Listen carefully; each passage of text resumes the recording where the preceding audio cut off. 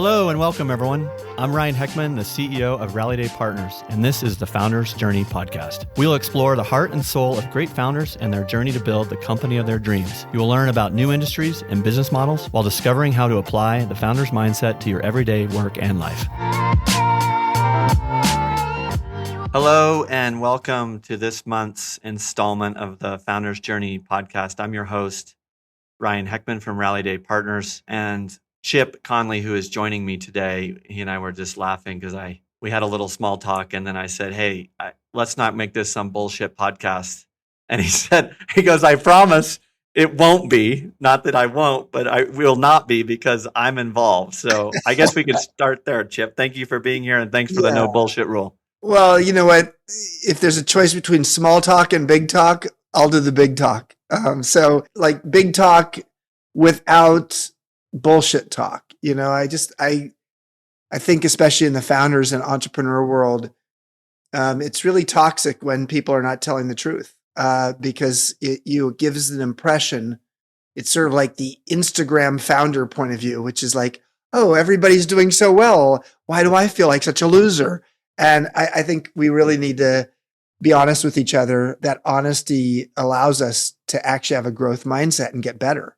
Yeah, well, we are big fans of big talk as well. And that comes from some PTSD earlier in our careers where we had the big, long dining table at the loud restaurant and everybody had on their blue blazers. And you talked to one person on one side of the table about the weather and sports and how great their families were. And there was an asynchronous conversation taking place on the other side of the table and just worthless. And Haley Rushing, who is a mutual friend of ours, taught us about what's called a dinner with purpose. And a dinner with purpose is precisely what you're talking about in terms of taking a conversation that could be a nothing, if not, kind of negative, and turn it into some really big, deep talk. And so we do that at most of our business dinners. And sometimes people make fun of us about it, but we'll take it. It's all good. So we're kindred spirits, Chip. Yeah. Thank you for that.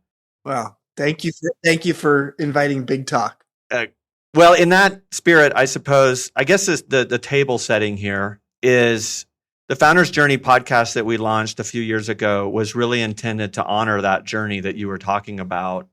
It's the one that can be really challenging for both the founder, their partners, their employees, their private equity sponsor. And it's just a very vulnerable occupation being a founder, a calling, you might call it, Chip, but it comes with some very unique challenges that are hard to socialize because very few people have gone through that. So we try to bring guests onto this podcast that have either been through that journey or are helping others do so in a more fulfilling way.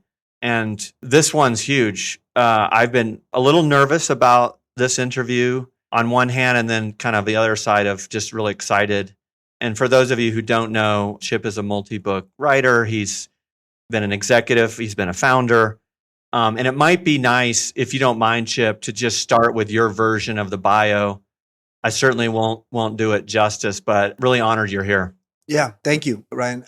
So I started a boutique hotel company when I was 26 after having graduated from Stanford undergrad and Stanford Business School. And my business school classmate best friend was Seth Godin. We were the two youngest people in the business school class.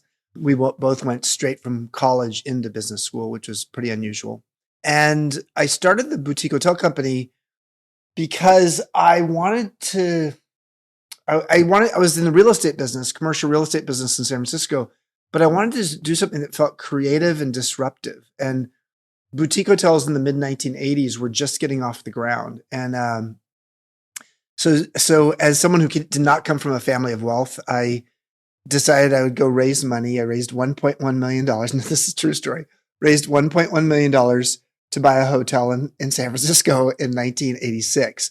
So, $1.1 million will not buy you a condo in San Francisco, but I was going to try to buy a hotel for that. And I found a broken down motel in the Tenderloin that was pay by the hour, that was in bankruptcy, that was on an acre of land. It's like 44 rooms around a swimming pool and a restaurant. And it was on a 40-year land lease. And I bought it. and for $800,000. I renovated it for $200,000, and then I had $100,000 of working capital. And that hotel, called the Phoenix, became the first of 52 boutique hotels that my company Joie de Vivre, which means joy of life, created. And I loved it till I hated it. In my late 40s, I just hated it. We can come back to that, but I really struggled. I did not want to do this anymore, and lost 5 male friends to suicide during that time, in early midlife. And they 3 of the 5 were entrepreneurs whose businesses went down during the Great Recession. And I got through it. I had an NDE along the way, an allergic reaction to an antibiotic, and I died 9 times over 90 minutes. And that was the wake-up call for me, the hoteliers' wake-up call, to say, like, I don't want to be in the hotel business anymore. I wanted to do something different. And at age 50, I'd sold the company. It's a Hyatt brand, now called JDV instead of Joie de Vivre. And I had 2 years of time to just figure out, like, what the hell do I want to do next? And I did some really interesting things during that 2-year sabbatical. But at age 52, I was asked by Brian Chesky, the co-founder and CEO of Airbnb, this was 13 years ago, more than 13 years ago, to join his little tech startup as the in-house mentor to the founders, what they called the modern elder, which said, fuck you, I don't want to be a modern elder, because it sounds like I'm like an elderly or something. They said, well, you're 52, the average age here is 26. But they said, a modern elder is someone who's as curious as they are wise. And I was like, ooh, I like that. Curiosity and wisdom. The alchemy of those two is very powerful. And I spent 7.5 years there. My title was the head of global hospitality and strategy, but I was really there to help mentor Brian more than anything. And Brian was brilliant. I learned as much from Brian as he learned from me. And that was, Airbnb grew into the world's most valuable hospitality company. And that was partly me helping to steer the rocket ship with the 3 founders, which was amazing. And, they could have done it without me, but I think it went better with me. But, and then I decided to create the world's first midlife wisdom school called the Modern Elder Academy, a school for people in midlife to reimagine and repurpose themselves. And that's what I've been doing for the last 8 years. And, I've written a bunch of books along the way, given 3 TED Talks, that's sort of my story.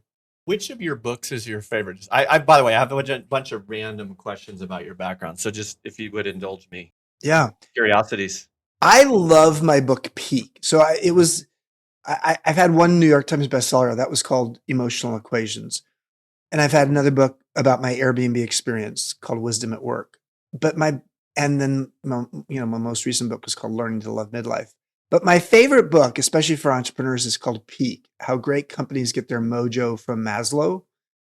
And it was what I learned as a leader, applying Maslow's hierarchy of needs to creating a hierarchy of needs for employees, customers, and investors. And it's a powerful book. And Tony Hsieh wrote the foreword.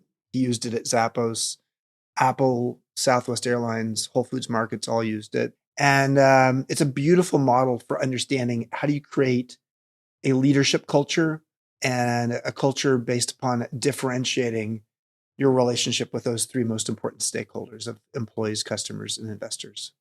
Yeah, well, here we go. We'll go big right now. So the story goes, at least per one of your TED Talks I watched, that you were at the bookstore and somewhere between Peter Drucker and Oprah, figuratively speaking, you picked up Maslow's work, and in particular his well-known pyramid, and then you did some deep thinking about how could that have been applied, and maybe how Maslow was intending to apply it to organizations. Why don't you go through a little bit of that? Because I found it to be foundational, and I've been thinking a lot about it since, and our listeners may enjoy going from the individual needs to the organizational version. And then you have that really cool equation that I still don't totally understand, but this may be an opportunity for me to learn more about it. Which equation, though? It was basically creating the surplus function of that which is meaningful to you and getting more of it. Happiness. Yeah, it's the happiness equation. I think it was in the context of the Bhutan work. Yeah, the Bhutan work. Exactly. Okay, so let me take you back to 2002. The 9/11 had happened. The dot-com bust had happened. SARS was starting to happen. So Asian travel was falling off.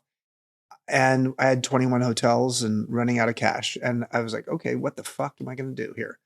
And so I went to a local bookstore and looked for a business book and quickly ended up in the self-help section, which is what I went from Peter Drucker to Oprah. And that's where I saw Maslow's book from 1952, which really talked about the hierarchy of needs. And I'd taken one psychology class in college, and I was like, oh, I remember Maslow. That he was the good guy, like focusing not on worst practices in human behavior, but best practices. And I just started reading the book, and I was like, wow, why is there not a hierarchy of needs for companies? And I learned that, Maslow died young at 62, and he was running literally in Menlo Park, near Stanford, and he had a heart attack, and realized that in his last few years, his primary focus was focusing on how do you apply his hierarchy of needs to organizations. But he never really got there in terms of being able to communicate that before he died. And so I thought, okay, my job is to channel Abe Maslow and apply it to my company and use my company as a living laboratory. And so I started to say, like, okay, well, there's these 5 hierarchy of needs levels, but there's sort of 3 themes. There's survival at the base, there's success in the middle, and then there's transformation at the top. And so I said, well, what if there was a 3-level employee pyramid? What would that be? And it would be money at the bottom, or in essence, compensation package, job security, etc. The middle would be recognition, feeling recognized and on a career path. And at the top would be this idea of meaning, both meaning at work in the company, what the company does, but meaning in work, in the work you do daily. And so that was all of a sudden became my employee pyramid of money, recognition, meaning. So then I went to the customer pyramid, and I said, okay, there's a customer pyramid. Like, what's the basic line? Like, disappointment equals expectations minus reality. So I'm a big fan of equations, clearly. I'll come back to the happiness one soon. So expectations are sort of the baseline of what makes, a customer feel like they had their survival need met. At least I got what I wanted, my expectations. But when you start to move up the pyramid, you start to build loyalty and differentiation. And so the success level of the customer pyramid is having your desires met. So the question that many companies need to ask themselves is what's the difference between meeting the expectations of your customers or your clients and meeting their desires? Like, what would you do to differentiate? And that was a really interesting question to ask. But where the magic happens, and one of my favorite parts, my favorite chapter in the book is chapter 9 that addresses this, is at the peak of the customer pyramid, the transformational element is having your unrecognized needs met. Not your expectations, not your desires, but your unrecognized needs. And that's when, that's magic. Because Steve Jobs recognized that people wanted an iPod.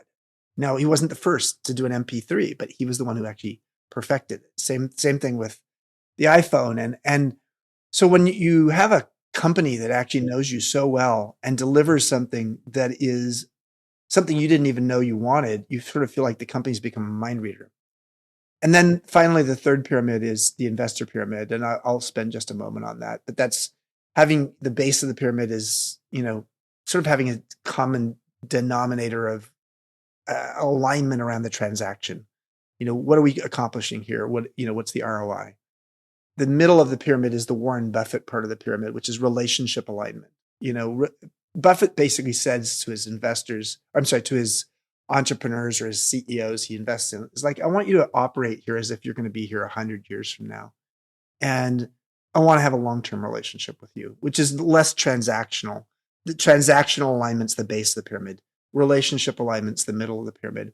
And at the top of the pyramid is legacy alignment or mission alignment, or just having a common sense that the reason we're doing this is because we're going to actually make a big difference here. Whether that's socially responsible big difference or the Peter Thiel kind of big difference, why he invested in Airbnb and many of the other companies he's invested in, is that he wants to disrupt something. He wants to do something that it just hasn't been done before. So that's the model, and it's a powerful model, and in the center of it is this joie de vivre heart. But to your point, in terms of, you asked about the happiness equation, I went, after I'd created the model and then I instituted it at Joie de Vivre and saw whoa, this works. My living laboratory works. And I started then giving talks about it. I wrote a book, came out in 2007. And then I was got even more intrigued by this. I was there's this little country called Bhutan that was the first country to say, like, well, what about a gross national happiness index, not just a gross national product, a GNP, now called GDP, gross domestic product. Why is there not a gross national happiness? So I literally went to to do a week-long program in Bhutan to study their happiness index, partly because what I was really curious about was like, how do you measure it? How do you measure? Because what's at the base of the pyramid, money is easier to measure than meaning. Expectations are easier to measure than unrecognized needs. And so I studied that there. I came back, and the happiness pyramid is basically happiness is wanting what you have, like gratitude, divided by having what you want, gratification, the thing you're pursuing. Because frankly, often when we pursue something and we get it, once it's in the palm of our hand, it doesn't look quite as, bright and shiny as it did when it was that thing across the room that you wanted. So yeah. And actually that led me to ultimately writing the book Emotional Equations, which was again the New York Times bestseller. But yeah, so that was part of my Peak experience. And I just final thought on this, I've written 8 books. The reason I love Peak is because I deeply believe that great business leaders and entrepreneurs should be able to develop their own leadership model beyond the platitudes and the cliches that may even have a framework. In my case, it has something that's a fully baked framework that actually you could teach other people. And so Peak is my attempt at that. And thankfully, tens of thousands of people have been using it in their companies in the 18 years since I wrote the book. Yeah. And how old were you, if I may ask, when you were at the bookstore? So that was 2002. I was 41 years old. Okay. And did the work at Airbnb, was that like getting your PhD in that, or what was that? Because if you think about your time as an entrepreneur and then now your time at the institute or academy, I mean, you could argue that the segue between those was your experience at Airbnb. What new tools or skills did you learn there that you didn't get when you were a founder? So as the founder, I understood what it meant to build an organization, build a culture, be in control, be the face of the business. Richard Branson wrote the foreword for my first book, The Rebel Rules. And I always had an affection for him because I liked the fact he was the face of the company and I was the face of Joie de Vivre. But I also realized there's a lot of ego attached there for me. I don't want to speak for Richard. So my experience of having sold the company and then moved on, and 2 years later going to Airbnb, I think some of the key things I learned at Airbnb, which I wrote about in my book, Wisdom at Work, The Making of a Modern Elder, were the following. Number one is, wow, I went from being the sage on the stage who, was sort of the face of the company to being the guide on the side. And I had to right size my ego. I had to get used to the idea that I was both mentoring Brian, but I was also reporting to him. And I started calling myself a mentor and an intern at the same time, because I was mentoring Brian on emotional intelligence, on leadership strategy, building a culture. Part of the reason that Brian loved me joining the company is because he loved the book Peak. He said, we want to have a Peak company. So there was a lot I could teach him. But at the same time, I was learning from him. So this element, this curious, being the curious is wise. I like the curiosity of I was in the tech company at 52. I'd never worked in a tech company before. That was different. I never worked with venture capitalists before because in the hotel industry, we didn't have venture capitalists. So that was different. Millennial travel habits were different. Being in a non-bricks and mortar business, a firm that, UX and UI was the most important thing we could get right, as opposed to the hospitality experience. Now, having said that, part of my job was to take a company that was a fledgling little hospitality company that was more of a tech company and have it mature and mainstream into something that actually created a product in which our hosts around the world could create an experience that was strong enough, quality enough, dependable enough that the brand of Airbnb could live and die based upon that. So if I were to summarize all of that, it was like learning how to be a leader from behind, but like behind the scenes as opposed to in front of the scenes.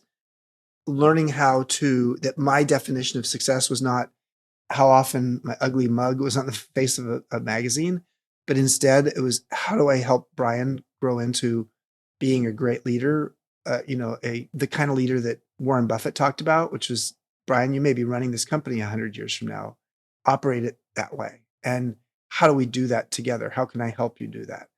And so I'm really proud that, 5.5 years after the Airbnb IPO, Brian is still, the only cultural creative, the only person who has a creative background as a CEO of a Fortune 500 company, has zero business background, he's not a lawyer. I mean, so all of the traditional things that lead to Fortune 500 people, someone from marketing grew up within the company. Like, no, Brian went to Rhode Island School of Design, and a couple years after he graduated, he started this company with Joe. I could relate because they started their company at the age I started Joie de Vivre. And I was disrupting, as a boutique hotelier, disrupting the traditional industry, the hospitality industry. But the big difference and a big learning for me was, wow, the scale and speed that a global tech company can grow in is very different than a bricks and mortar company like my boutique hotel company was. So when we did something at Airbnb, like 6 months later, I was like, whoa, look at the effect of that. So I was not used to that. And yeah, I had to learn a lot in the process. And on that point, if you had to pace out your own personal growth over those 3 chapters, let's call this one your third, and Airbnb 2 and so forth. Have you had any lulls in your growth along the way? And where are you currently, and where have you been in terms of the pace of your growth, personal growth? Yeah. I mean, the first, 24 years of being the CEO and founder of Joie de Vivre was, learning how to be an entrepreneur, learning how to be a role model and leader of a company with 3,500 employees, and learning how to let go when I needed to go, which was really hard.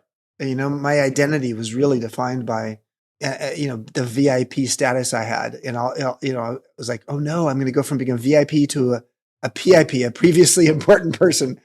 And so I had 2 years in between then, and then Airbnb. And so that was a really great period for me. Had a lot of time to be curious and go out and pursue things that didn't necessarily have a practical thing. I did end up starting a business during that time, but when I joined Airbnb, I mean, the key lesson there, again, as I sort of said, was like just the idea of being a mentor, being someone who's there to serve someone else, not serve my own ego, and build something that is going to be global and fast growing. And then the real question there was often scale versus soul. How do we address the desire for scale while still keeping the soul of the company? And so there was a lot of learning lessons in that, and really helping to run a global company with, offices in 23 countries and pretty much overnight. And then, with the Modern Elder Academy, MEA, I doubled down on this idea of being a modern elder. We're the world's first midlife wisdom school. So we are disrupting 2 industries as entrepreneurs. Number one is the traditional higher education industry. We collaborate quite closely with a number of universities that are creating midlife transition schools, because we are the world's first midlife wisdom school dedicated to helping people in their 40s, 50s, and 60s ask the bigger question of, like, who am I now?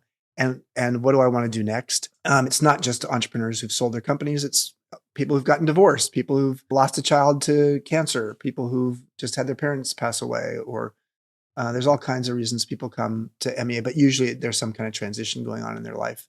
And we have almost 10,000 graduates from 60 countries now who've come to either of our campuses in Baja on the beach in Mexico, or our 4 square mile Horse Ranch campus in Santa Fe, New Mexico. I think what I'm learning now more than anything is just this deep sense of what I learned at Airbnb was, how do you mentor? How do you move from ROI, return on investment, to ripple of impact? And I have just taken, that ripple of impact idea and taken it and 10x'd it with starting this school that is in essence disrupting higher education by saying, why are we not creating colleges and universities for people in their 40s, 50s, and 60s. And the other thing that we're disrupting is retirement communities. Like I don't want to live in a retirement community. My parents do, and they love it. But like most people who are my age, and I'm 65. The truth is, 60 years ago, the average age a person was when they moved into a retirement community was 65, and today it's 84, which tells you a lot about the fact that this is an industry that needs to be disrupted. And how do you create new forms of intentional housing and intentional community where people want to live, especially after their kids have moved out, if they have kids? And so we have a whole MEA home as part of our business, which you'll see on the MEA website, meawisdom.com, that's dedicated to helping people like learn new ways of living. So yeah, I don't pay myself anything. I've been doing this for 8 years. I made a fortune with Airbnb, and I can take that fortune and create something that I think will live way beyond me. Now, I've had 3 opportunities to be a disruptor. First as a boutique hotelier, then as at Airbnb, and now this is the most meaningful of the 3, because on a daily basis, I'm coming face to face with our students and our people who are transforming their lives. And I just know, as David Brooks talked about, the first half of our life, we're building our resume, and the second half of our life, we're building our eulogy. I do know that I'll have a great eulogy someday and a huge funeral.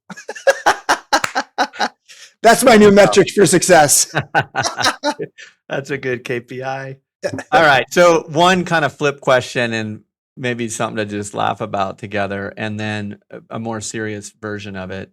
So there's a few words in our language that have terrible branding. One of them is accountability. So like when you have a situation at work and you may send a text or email to someone who reports to you and say, we need to have an accountability conversation. That's the only thing worse than that is getting a text from your loved one who says, we need to talk, right? Like really can send shudders down your spine. Another bad one is, midlife is maybe only thing worse, as you pointed out, is elder. Mid-death. And then what you're going to say is the word elder and elderly are just too close to one another. No. I'm like awful on these things. I mean, I trying to, rebrand things is not easy. So let's start with the accountability thing. The number one question I love to ask my direct reports, and it really speaks to accountability, but it's a different packaging, is how can I support you to do the best work of your life here at Airbnb, for example, or where at MEA or at Joie de Vivre. So I love that question because it sort of speaks to this idea of how can I support you? 2/3 of American workers think their boss wants them to fail. As a boss, I don't want my people to fail. It makes my job a lot harder. But a lot of people think that their boss wants them to fail. So how can I support you is a great way to start this question. But then the second part is to do the best work of your life. Okay, now I want you to stretch. I want to support you, but I want you to do the best work of your life. And that is a really interesting thing. Some people are scared by that. Other people are like, step up. Okay, how do I do that? But here's the trick in this question. It's not a trick, but it's the beauty of it. I am giving you agency. Instead of saying, let's have an accountability discussion, I'm saying to you, I want you to do the best work of your life. I want to support you in that. But I need you to step up and tell me what you need in order to have the resources and the habitat to do the best work of your life. Now, some bosses say to me like, oh no, I would never ask that question because they're going to come up with like 28 things and I can only do 2 of them. It's like, okay, well, that's a good conversation to have then. What I've found personally is that people fit into one of 3 categories when they hear that question.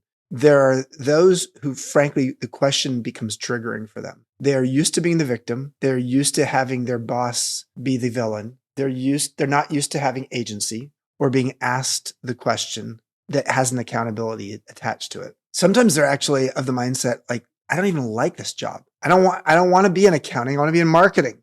So for that first category, the question actually forces a really important conversation that is better to have now than 6 months from now. Tony Hsieh used to have a thing at Zappos within the first, I think, 3 months a person was there, or 6 months or a year, you could take $2,000 and leave the company, and people thought I was like stupid. It's like, no, it's not stupid at all. Like, I don't want people around here who don't want to be here. I'd rather be a mercenary and just pay them off and have them leave. And so this idea of the first category is someone actually says, yeah, that was a good question. It sort of forced me to have the reckoning that I don't really want to be here. Okay.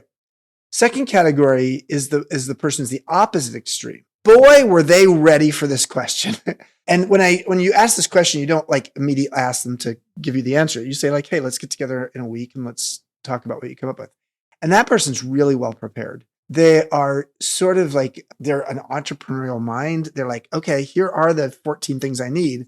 Let's talk them through. And it turns out that 6 of them the company can do, and 6 of them let's talk them through, and like it may be an innovative thing. And 2 of these things we could never do. But let's have the conversation. And it turns out that it totally jazzes the person up. And the person feels like, yeah, okay, it's clear what my remote work plan is. And it's clear that I get to go to one conference a year and spend up to $4,000 associated with that conference because I want to do my own, ongoing education. It's clear that, we have a meeting once a month in which, I talk about my career path and where I would like to go. So those are the kinds of things that can come up in the conversation. So that's great. And then there's the middle category. The third is the middle category. And that's somebody who has potential, but is not used to actually being so honest with their boss. They like their job. They're sort of used to sort of like having the boss say, here, go do these things. And then they try to figure out a solution. So when they're actually being put in a position to say like, okay, what do you need to do the best work of your life here? It's sort of like it's a fit and they're sort of like not sure how to answer it. And so that one really requires some more conversation. And you as the boss may need to help that person. Like, okay, here's some other questions you might think about. Like when you think about 3 years from now, you're still in the company and you love the work you're doing. How did we get there? Like, what did we do to get you to that place? What's an accomplishment 3 years from now that you'd like to be able to say like to other people in your family or friends, like, I got this done. Like, and then so you sort of like ask what are called appreciative inquiry questions, which are questions that open up possibilities. And that's the one where the question is really valuable because frankly, that actually takes a person often to this place of like getting really lit up and like, wow, I didn't realize that. So, okay, that was a long answer to your question about accountability. I'd say you rebranded it quite nicely. So let's go to the more difficult too, which is in the name of your academy today. Yeah. So if I could do it all over again, I would never have called my academy the Modern Elder Academy because first of all, I love modern and elder. That's a juxtaposition, and I like juxtapositions. But elder scares people. It's like, oh no, and we're a midlife wisdom school, and people are like, oh, elder means like you're 85 years old. No. Tom Brady was an elder in the NFL. So elder is a relative term. I was an elder at 52 at Airbnb when the average age was 26. So, but I doubled down on something that I learned at Airbnb because the founders called me this. Having said that, not everybody knows the backstory. So, but elder is a really important thing to consider because intergenerational collaboration in startups and in entrepreneurship ventures are really important. Why is that? The young brain is fast and focused, what Arthur Brooks calls fluid intelligence in his book From Strength to Strength. And so fluid intelligence is important. You're really good at problem solving, really good at linearity and sort of saying, okay, what's next? KPIs. Crystallized intelligence is something you get better at as you get older, and it really peaks around age 70. Crystallized intelligence is being able to see the big picture, thinking holistically, systemically, connecting the dots. And the value in that, if you have a team that is a combination of fluid intelligence, young people, and crystallized intelligence, older people, you get the best of both worlds. So elders can be very valuable, whether those elders are in their 40s or 60s or 50s. And so I'm a big fan of intergenerational collaboration. Well, it's just reframing it like you did accountability. I mean, yeah. And I think there is that cool factor of the juxtaposition of modern and elder for what it's worth. Once I listened to your work and understood it better, it did make a lot of sense. Yeah. Yeah. The other one Midlife. around midlife. So setting the table here just a little bit. I think we all know what a midlife crisis is. Mm-hmm. And it's interesting to me. I would like to get back to this topic is why does it require, something to happen to us to wake up? And, as you mentioned, a lot of folks in your academy have been through something in their lives that triggers them in a way that makes them more malleable and more interested in growing differently and so forth and so on. But I love how you describe the midlife process relating to a butterfly. Let's start there because it's kind of baseline Chip Conley speak that will be helpful later. Well, so yeah, midlife crisis was a term that was coined in 1965. And the premise was like someone feels like they're halfway to death and there's an element of, have I really, disappointment equals expectations minus reality. Have I really accomplished a lot? Or the opposite, which is I accomplished a lot, but is that all there is? And so that's what happens for some people in midlife. Or you feel stuck, whether it's in a marriage or it's in a job or it's having kids and sandwich generation, taking care of parents and kids at the same time. So 45 to 50 is the low point of the U curve of happiness for adults. So there is something to the midlife crisis. Having said that, it's not about, buying a red Ferrari and having an affair. It is often more about shifting out of identities and mindsets that no longer serve you. And that's really what we help people with. And you don't have to have a failure, or you don't have to have go and do something crazy like have an affair. What you do need to do is understand what we call transitional intelligence, TQ, and understand how do you adeptly move through a transition? How do you shift a mindset from a fixed to a growth mindset? How do you start to get clear on your wisdom, the wisdom that you have developed over the course of a life? And how do you use that out there in the world? And how do you reframe your relationship with aging? Because Becca Levy has shown at Yale that when you shift your mindset on aging from a negative to a positive, which is not easy to do in an ageist culture like the US, you gain 7.5 years of additional longevity, all else being equal, which is a lot more than an ice bath. And so the reality is that our program, which has now been around for 8 years, is a program that's dedicated to helping people to realize that maybe their best years are ahead of them at age 50 in the core of midlife. And maybe midlife is a chrysalis, not a crisis. Maybe the low point is in the chrysalis around 45 to 50, which, ironically, with my 5 friends who took their own lives during the Great Recession, they were all ages 42 to 52, all of them men. So there's this element of what if actually on the other side of the chrysalis, there's this butterfly that emerges often in one's 50s, and it actually gets better. And the U curve of happiness research shows that people get happier starting around age 50 to 52, and they get happier with each decade after that. So the chrysalis metaphor is an apt one. And so don't give up before the liquefaction happens. And on the other side of that, something starts to emerge. And so it's been beautiful. And, if someone had said to me in high school, Chip, you're going to be the world's leading midlife activist someday, I was like, I don't know that there's such a thing as a midlife activist. And I don't know that I want to be that. But yeah, midlife is the Rodney Dangerfield of life stages. It don't get no respect. And my job is to help give it some respect. That's fantastic. And the chrysalis, if I can just for a moment share my own life, which will be the precursor to hopefully the balance of our conversation, is, first third of my life, let's call it, I was that caterpillar. I was eating everything I could, mostly in the extraction business, trying to move my way up and fill myself up all the time with money and promotions and achievement. You have a word in one of your blogs around an achievement, an addiction to achievement, an achievement junkie, addict. maybe. Yeah, achievement junkie, achievement addict. Yeah. Yeah. Or an admiration addict. Yeah. That's what it was. Admiration addict. Thank you. And if I'm being harsh, that was like a lot of my early years in my life. And I was in an industry, private equity, that rewarded that type of mindset. Then I went crazy and bought a very small business with only 11 employees and kind of did what you did. But I did it in healthcare. You did it in hotels, both in the hospitality industry, by the way, interestingly, I suppose.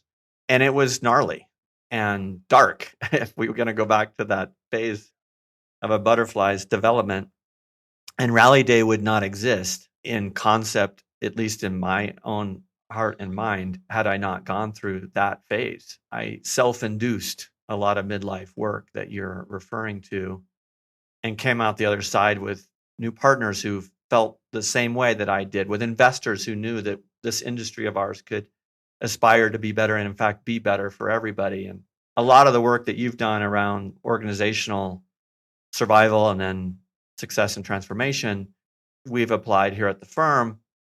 But there's something so much deeper that happened inside of me that I'm so grateful for. And my question that I was just dying to explore with you was, why, you have this U curve. Why can't we just get on a straight and to the right version of that and skip the U? And I know that that's a pipe dream, but No, it's just for like 15 minutes, let's pretend that you had 10,000 30-year-olds, let's call them, in Santa Fe and in Baja, and that you had a curriculum for them, and that ripple effect would be achieved over more years, et cetera, et cetera. What would that look like? And what would you say to a 30-year-old who knew they weren't living their full life or living their best life, knew there was something else out there, and just wanted a teacher like a Brooks or a Christensen, let's just say, or a Conley in this case? What would you say to them? What would you have said to me when I kind of knew I was on that path? Let's look at, why do people hit that U curve? I mean, some of the reason they hit the U curve are physical. Let's just start with that. Hormonal. Women go through perimenopause. Men go through something called andropause. For some, their body is wearing out. Just as they get comfortable in their own skin, it starts to sag. And there's an element of some of that's going to happen anyways, although keeping really good care of your health is probably at a higher priority today than it's ever been. Longevity certainly has gotten a lot of attention in the last 5 years. And so I would say for some, it would be like, okay, know that one of the things that does happen around 50 is people start to feel worn out and not less energy, et cetera. So there are things you can do with your diet, your sleep, your exercise that can help you with that. Okay, that's the physical side. The emotional side is learning how to become a beginner over and over and over again is the most valuable thing you can do for a whole lifetime. And one of the challenges for people in their 40s is you get so caught up on the treadmill of life, you don't have time for curiosity or new experiences, whether that's in your relationship or with your family or your hobbies, or most importantly, your career. And so people get bored and they get sort of just like very stuck on the optimization piece. I started Joie de Vivre at age 26 for the creativity and the freedom.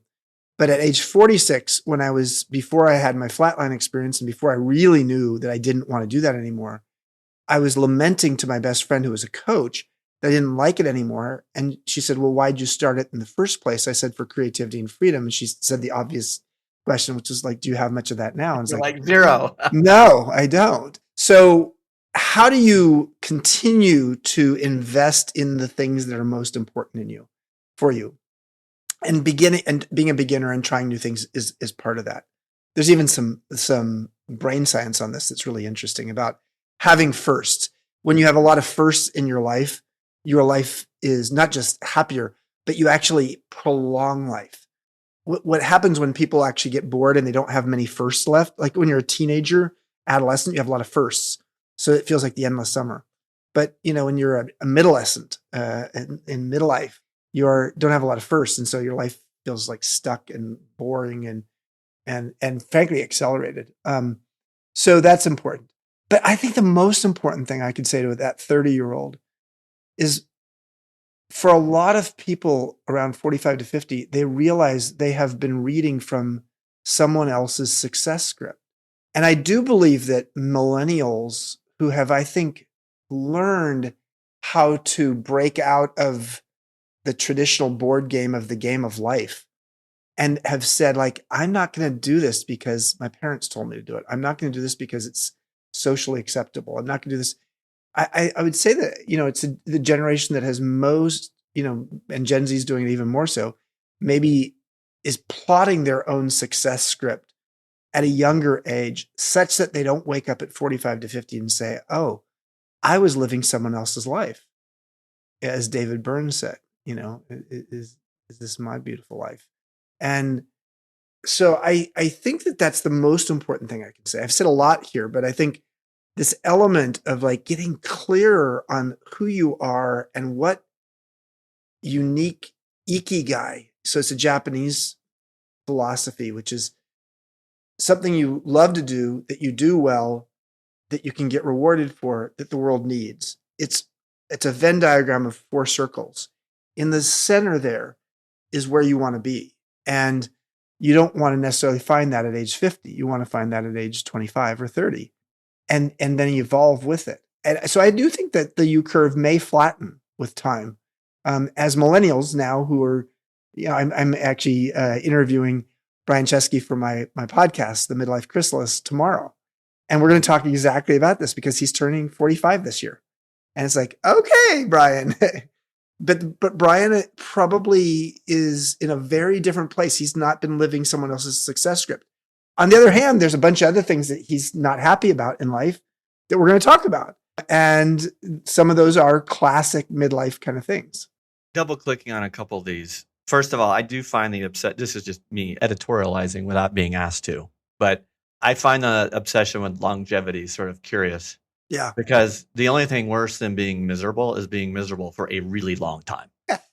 And I find some of these practices to be miserable producing, and anyway, and I think it misses the real point, which is I think you can have both by focusing more on your fulfillment and happiness, for lack of better words, at this very moment. And they produce maybe more longevity as a byproduct. And I think that work requires a lot of looking at the mirror and not liking what you see. And I think generally as humans, we avoid that like the plague. So that's my little 2 cents on longevity. I'm struck by a comment that you made around, maintaining or the curiosity quotient here, where the quicker and more powerfully we can be curious, the more likely it is that we remain beginners and therefore stay on a growth path that is steeper and longer and maybe quicker. Looking back, I think the challenge I had as a 30-year-old was I was trying to prove myself all the time and convince maybe my bosses or somebody that I knew what the hell I was doing. And at times, I would say it maybe deterred me from expressing curiosity. So I'm wondering if we can come up with a duality, much like your modern elder, that can help people hold one of each of these in their hands. For example, joy and sorrow with Khalil Gibran's work, or we use a word here, aggressive humility. What is it that we could give people so that they give themselves permission to be curious still? Because we learn that at a pretty young age. It's like, how long can you keep the curiosity of a 9-year-old is maybe the core question here. And therefore the growth trajectory with it. So what could we tell a 30-year-old about this what they think is a dichotomy and what you might say is there's actually some synergy? Be a perennial beginner. At the expense of looking like you don't know what you're doing? No. Yes, at times, for sure. In the thing you're a beginner. When I say be a perennial beginner, it doesn't mean that you're not getting better at some things and becoming an expert and a master at things. But it means that there's some new things that you can be a beginner at. Let's talk about Peter Drucker for a moment. So Peter Drucker had a practice. First of all, he wrote of his 40 management and business books, he wrote 2/3 of them after the age of 65. Interesting. He'd lived till he was in his mid-90s. He had a habit, and his habit, a practice really, that he had was every 2 years, he would learn a new topic that had nothing to do with being a business school professor or author, because he believed that being a beginner and being curious was the elixir of the soul, and allowed him to live a better life. So it could be Japanese flower arranging or medieval war strategy, but his goal was to become an expert at it. So to become a perennial beginner does not mean that you are just constantly looking stupid. It means two things. Number one is, in the other stuff in your life, you're just getting better at that. You're becoming a master at that. But you're learning how to become a beginner again in something else. And secondly, that thing you're becoming a beginner at, you may become a master at it. So for me, when I moved to Baja, to Mexico, from San Francisco, when I was 56 years old, I had a mindset, which was, I am too old to learn to surf. I'm too old to learn Spanish. I was 56 years old. And then someone asked me, 10 years from now, what will you regret if you're living in Baja if you don't learn it or do it now? I was like, well, fuck. I mean, of course I'm going to learn. I'm going to regret at 66 that I didn't learn to Spanish at 56, nor learning to surf, because actually it would not be easier 10 years from now. And so that question, 10 years from now, what will I regret if I don't learn it or do it now, is a beautiful question, because it helps you to have anticipated regret, which is a form of wisdom. And you don't have it at 20, but you have anticipated regret as you get older, because it's not as easy to do maybe. So this idea of learning how to become a beginner again is really important. So funny you say that. Jessie Diggins is a skier for the U.S. team right now, and she fell in her first race and injured her rib cage, which in her sport of cross-country ski racing is real problematic. And she said something so interesting. She said that when she was racing in the race where she actually got a medal and enduring this injury, they said, what was motivating you? Like, how did you get through that pain? And she said, I just kept thinking about my regret at that finish line if I didn't go just a little bit harder. And it was this anticipation of regret. And it's so cool because you might say something like, you can either anticipate regret or have it, your choice. And I think we all would make the right selection. So I think that's a great, what my partner Mark Hopkins would call a great swing thought for all of us to really think through those feelings before they happen to us. Yeah. That's a really good one. Really good one, Chip. And the other question I have is, you riff in your podcasts and other formats about the difference between knowledge and wisdom. And I do think this is germane, because we might suggest that our educational system is built to acquire knowledge, which you don't really need anymore. And that's a fairly self-serving, perhaps caterpillar-ish occupation. Why don't you riff for just a moment on the difference between wisdom and knowledge? Because I think with AI and blah, blah, blah, I think this is a big topic. This is a very, very good one. I mean, Jensen Huang from NVIDIA has lately been playing up the importance of human wisdom as a balance to AI knowledge. The world, all of the world's knowledge is on this little, magic stone in my pocket. So there's a fun joke, which is, knowledge is knowing that a tomato is a fruit, and wisdom is knowing not to put the tomato in a fruit salad. So there's an element of wisdom has some life experience built into it. There's an art of living built into wisdom, which is why I think that, it is really a great balance to AI these days. So I'm a big believer in the metabolization of life experience. So I define wisdom as metabolized experience, mindfully shared for the common good. And so it starts with this idea of okay, you have life experience. So something I've been doing since I was 28 years old is a weekend wisdom journal. And every weekend I sit down and I say, what did I learn this week? What were my biggest lessons of the week? And how's it going to serve me in the future? And I've been doing that. Usually it used to be in journals. Now I do it in Google Docs.